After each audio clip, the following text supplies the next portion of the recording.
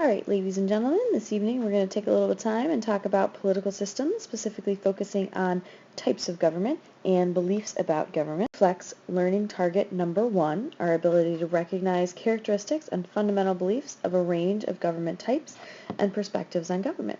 So as you take a look at these questions, you are going to take notes on these items and make sure that by the end of this PowerPoint you do have a general understanding as it relates to these questions. If you don't, think about what you can do to help build up that understanding. The primary actor in the political system is the government. And government is one of those words that's kind of tossed around. When we use it here in Global Issues, sometimes we'll be talking about the person or the people who have power. Sometimes we'll be talking about more systemically the laws and kind of the whole political institutions. And when we say power, we're talking about the ability to control people or to control structures or to influence policy and what happens in a country. Sometimes we're looking at people and organizations that have power, and sometimes we'll be looking at governments as a whole that have power. As I'm sure you remember from middle school, governments generally serve 3 primary purposes: protect, control, and provide. They want to make sure that the people are safe from outside threats. They also want to make sure that there is some order and control and that people aren't serving as a threat to one another. And then finally, there's some understanding that governments ought to play some role in providing for people's needs, or at the very least creating an environment where people can meet their own needs. Now, governments meet these needs in different ways, and people have different ideas about how best to do. Societies, different forms of government have emerged to fulfill these 3 basic functions. And in essence, what they really do is reflect these different perspectives about how a government can best meet responsibilities to their people. As we look at different patterns of government, we'll start first in thinking about some smaller societies, where there's typically a chief or a council of elders, and decision-making is often communal, maybe strongly connected to tradition. But these are places where a national government really doesn't have a lot of power and influence in people's daily lives. As we get to larger societies, we start to see a continuum where the government types reflect who holds power as well as how that power is maintained. At one end of the spectrum, we have democracy, a form of government based on the idea that the people, as a collective, have supreme power, and they maintain this power through elections. There may be direct decision-making in a direct democracy where everyone votes on everything. As you move towards the center, however, you see less direct decision-making, where voting instead occurs for leaders or representatives. However, people still maintain ultimate authority and control in their ability to vote to replace those leaders and representatives if they don't believe they're fulfilling the will of the people. Sometimes we see democracy called republic.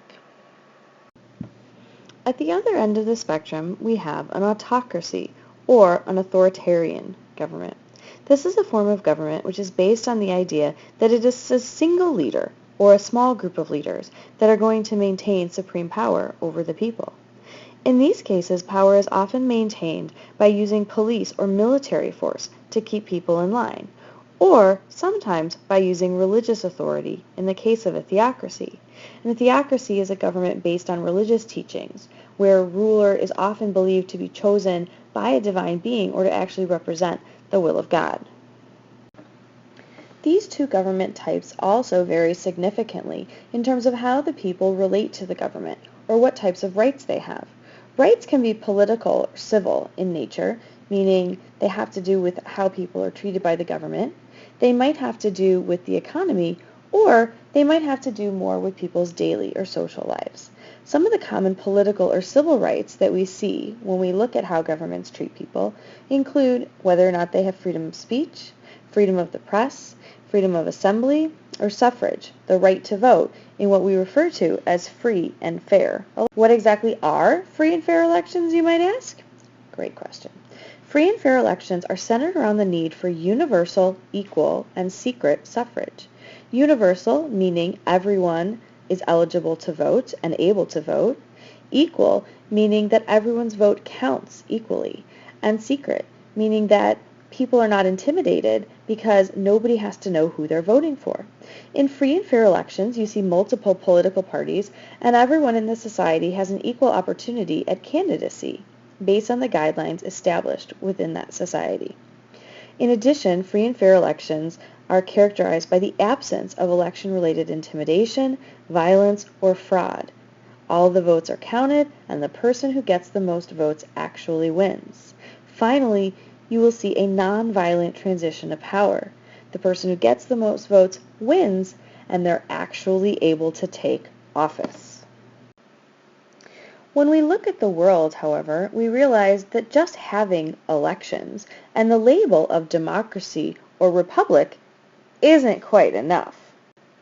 In fact, the word republic is thrown around all over the place.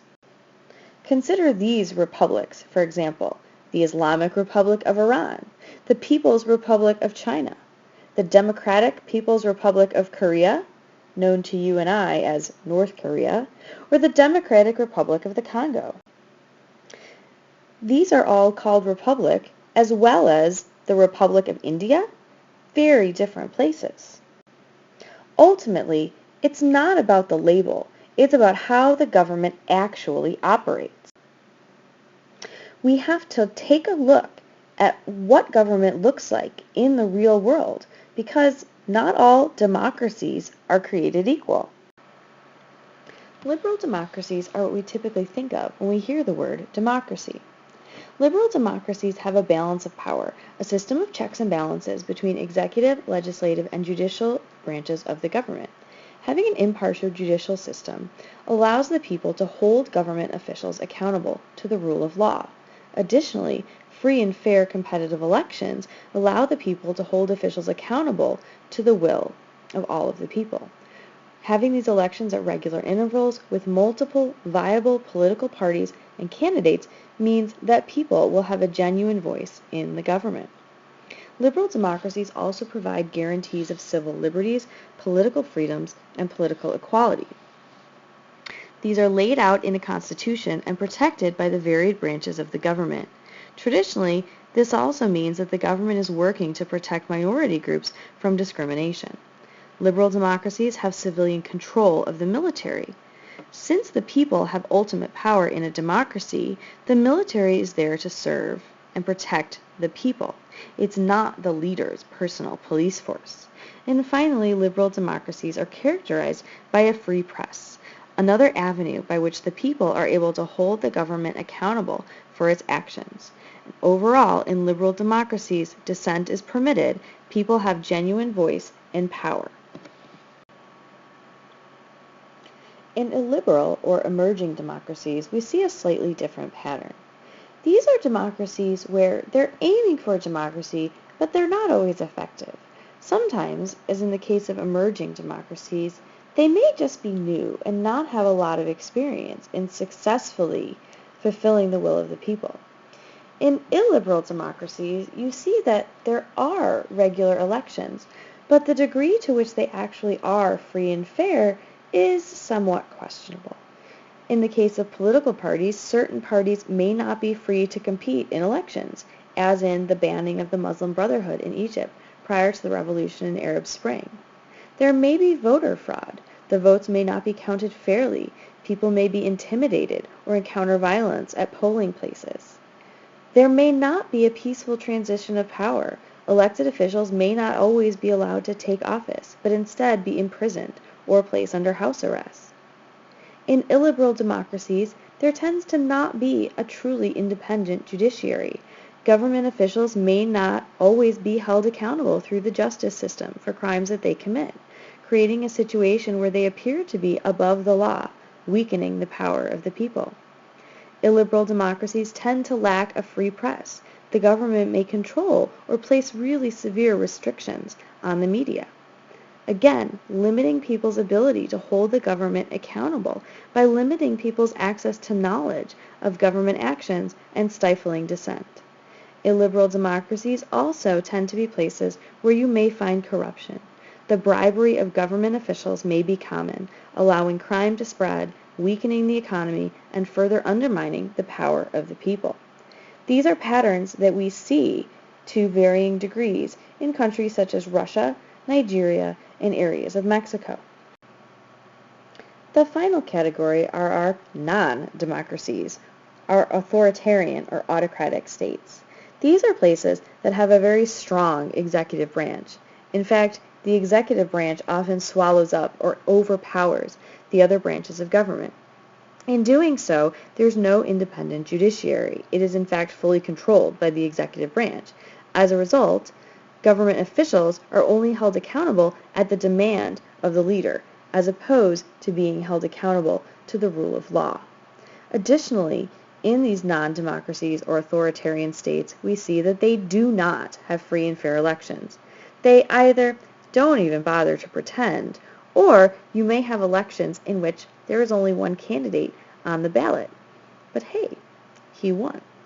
There's very little citizen voice or citizen involvement. There's almost no safe way to express dissent, and as a result, there is little to no public accountability. North Korea is one country where we see this pattern.